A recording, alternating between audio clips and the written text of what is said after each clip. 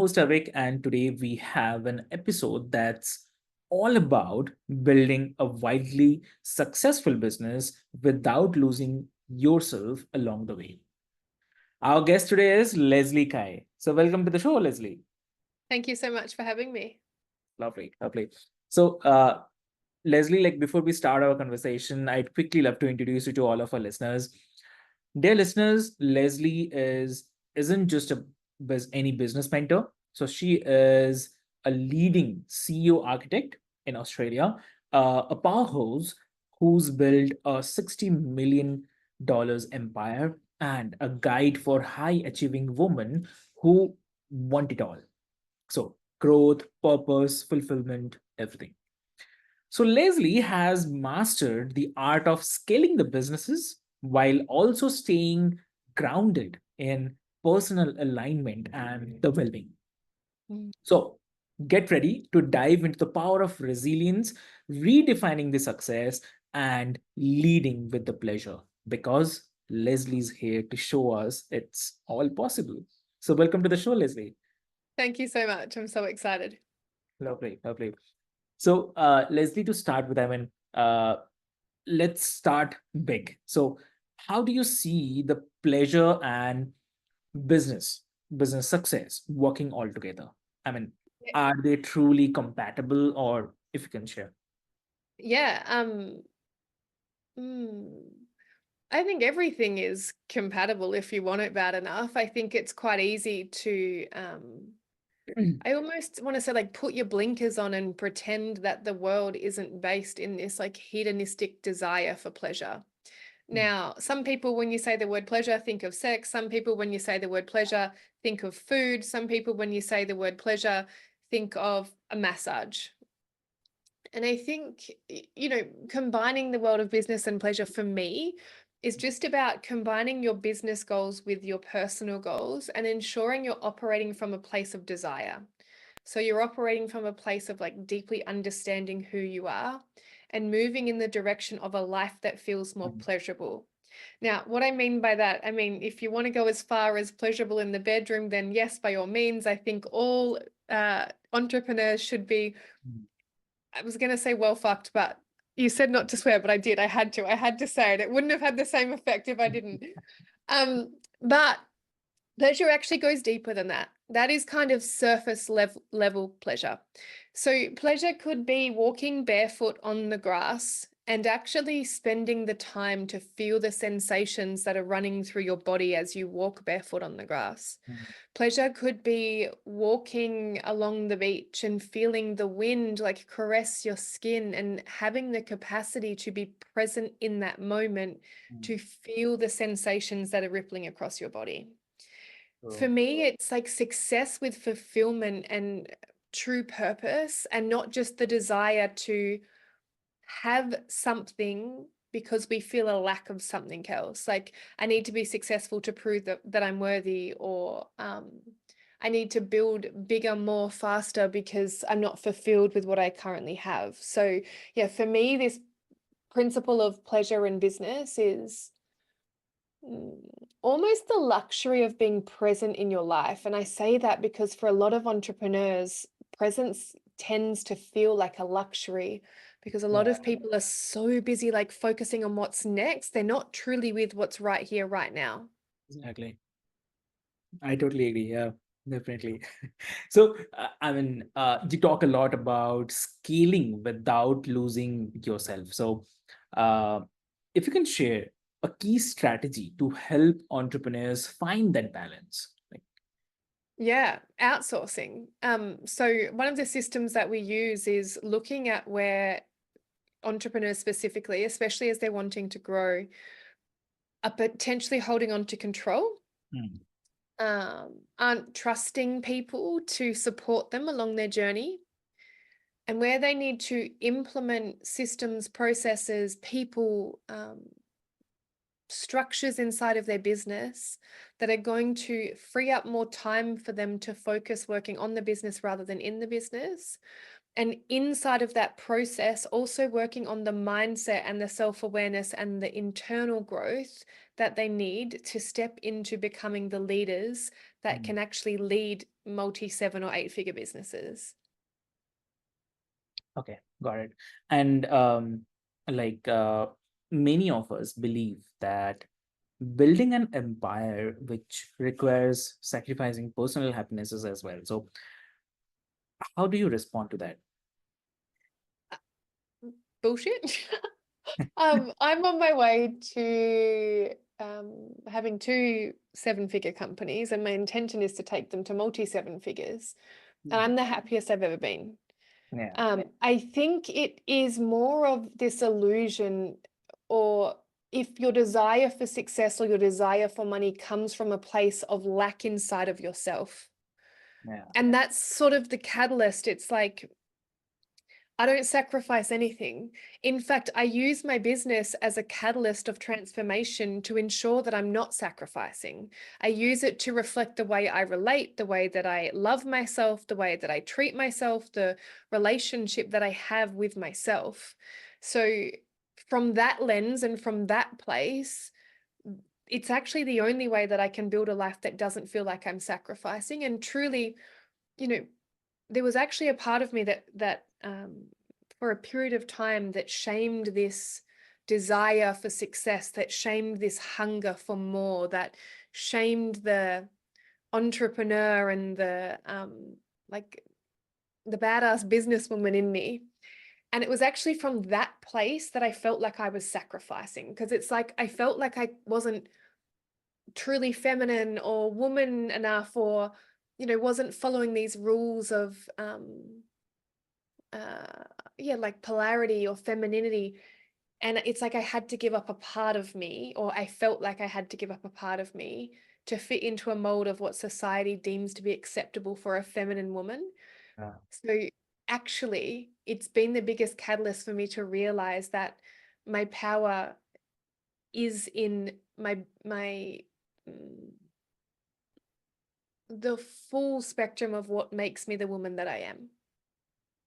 Okay, okay, that's great. And so as someone who's overcome the intense adversity, uh, Yes. how do you think that your personal journey shapes the way you lead today? Hmm. It has definitely instilled a level of resilience, Yeah. a level of gratitude. And at the same time, I want to say anyone can access this, but I think people specifically that come from adversity tend to access it a little bit easier, or they can use their circumstances to build excuses and to not create the life of their dreams. But yeah, I want to say what I realized actually was, even, in all the moments that were scary or confronting, that I have kind of realized over the years that I was always there. I Mm. always had my back. I was always in my corner. I was always making sure that I got out of whatever situations I got myself in. So yeah, I think it actually reinforced my self-trust, even if sometimes it took me mm, on like the long road to get there. Wow, lovely. So that's lovely, yeah. And so for all the listeners, like who may feel trapped in that hustle mindset, what's the first step towards redefining success and pleasure? What would you say? I actually think it's getting. So I play in the world of Tantra. Uh-huh. I'm a badass business coach, but I would say my hobby, the lens in which I view the world and the principles that I live by are based on this game or desire for inner harmony. Yeah. Oftentimes, what I see in women that like struggling to find the balance, Hmm. is that internal relationship is out of harmony. Okay. Because, sometimes I work 10 hours a day, but I don't shame myself when I do that. I don't say that I'm hustling. I don't even feel like I'm hustling. I'm just so in service to the mission that I'm here to deliver. that I'm in like a flow state of like fully immersed in what I'm doing and the lives I'm going to change on the other side. I think what happens is we sort of look at what everyone else says we should be or shouldn't be or have or shouldn't have, or, you know, I even talk about hustle culture and I don't condone it. But for me, it's the motivation and the energy of where it's coming from versus it's like, to me, hustle is often, I need to be busy all of the time, even if I have nothing to do. I need to find something to do, and I need to constantly be in motion or movement. Now, Exactly. I'm in a building, like I'm building at the moment. I've got like a lot of life force. I've got a lot of energy behind me. I've got a lot of momentum. So Hmm. I'm working a lot. But inside of that relationship, I'll go and like lay in the sun for 2 hours a day and just be. I will Yeah. feel where I'm overworking, or I'll feel where I've, dropped out of aligned action and maybe into just action for action's sake. And when I catch myself in that moment, I'm like, all right, pause. And I'll go lay in the sun and I'll meditate, or I'll literally just lay in the sun, and I will like intentionally create space to then True. find find out where where my motivation's coming from. And if I lay there and I'm like, no, actually I know what aligned action I need to take, and there's more that I want to be doing right now, I'll come back to my computer and I'll get more things done. But if that time out of my focus and devotion to what I'm doing uh helps me to uncover an unhealthy belief, like I need to be busy in order to be successful, or I'm pushing because I feel like I need to achieve something, I'll like call it quits on the day and intentionally pour more into like my rest and receivership. So, I'll go to the beach or go get a facial or go get a massage. And because my business is set up to be so flexible, I don't need to be rigid in the ways in which I grow. Okay. Got it. Perfect. So, uh, like, is there any specific somatic practice or maybe the ritual, the self-care ritual that you use to keep grounded in both your life and the business, if you want to share? Breath work. So I'm a breathwork facilitator. Breathwork is what I call my gateway drug. Okay. Breathwork was the first thing that I did that actually brought me into this Mhm. awareness in all the ways that I was disconnected from myself and disconnected from my pleasure and disconnected from my life. Hmm. Um, and so, when I go lay in the sun, if I notice myself, mindlessly being Okay. busy, I will drop into a breathwork practice. I'll breathe all the way down into my womb, for men, all the way down into your lower abdomen. And I will just breathe here for at least 30 minutes and empty out my mind and really intentionally drop back into my body and continue to ask myself, I want to say like deepening questions as to where my motivation is coming from, what my intentions are. Um, yeah, I really just use it as a method to connect back to myself in deeper ways. Wow. Wow. It's more about, I mean, connecting with yourself, your inner self, basically, where you are trying to uh, disconnect with all the uh, maybe issues, thinkings, or the stress, everything. Yes, That's yeah. a great way. That's a great way. Yeah, yeah. And like from the perspective of pleasure, right? Hmm. Uh, is there ever a point where ambition can backfire? What do you say?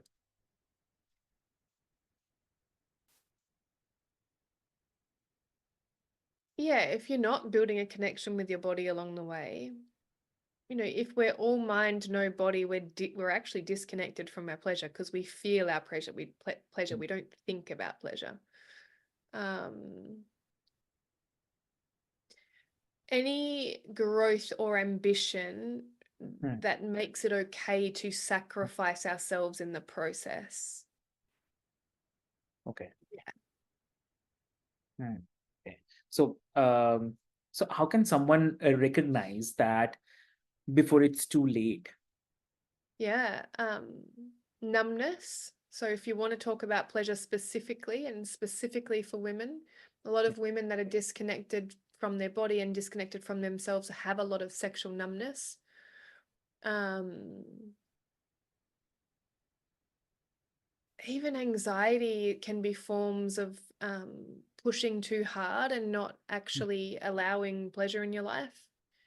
Yeah. Stress is huge, and stress, especially the cortisol spikes that can come from stressing, can actually also um, counteract pleasure hormones or remove sex drives if you're going to relate it again to sexuality. But anything that disconnects you from the somatic feeling of being in your body and being present and being able to feel. Wow, that's awesome. I'd say, yeah. Thanks for sharing this, and also like for everyone, for the listeners, who feel torn between growth and staying authentic. So, how do you help leaders integrate both? Yeah. I use their business as a tool to reflect back to them who they actually are and who they need to become to Yeah. hold the next level of their business. Now, I don't just do somatics, I don't just do breath work.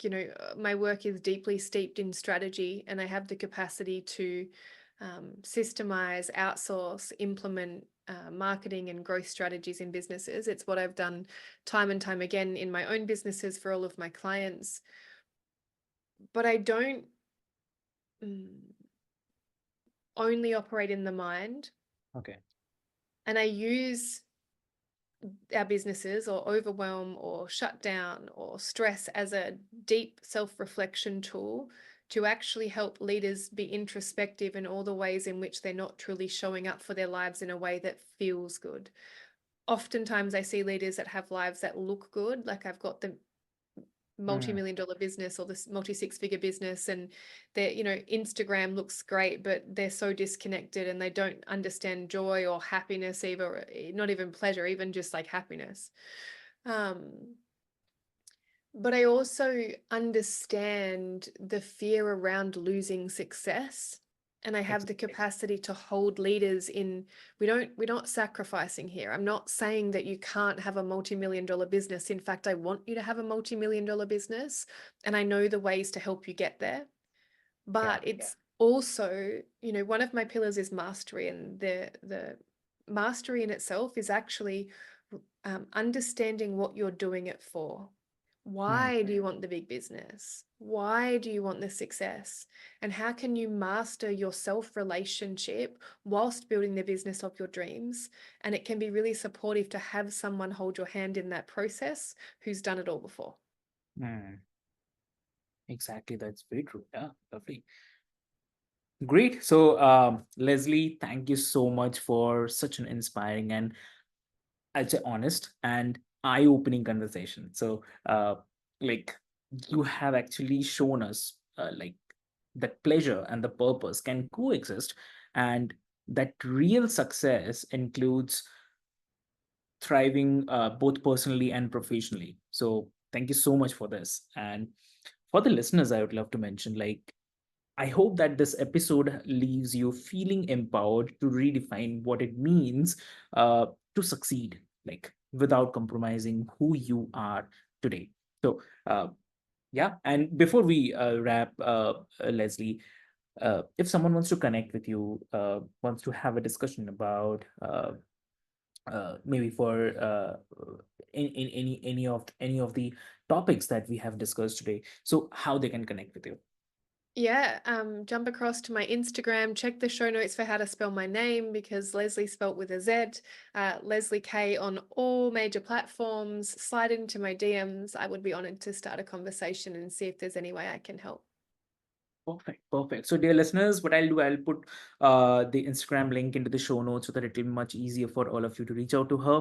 And yeah, so until next time, remember that your journey to a healthy mind and healthy life can be one filled with joy, resilience, and the impact. So, Thank you so much.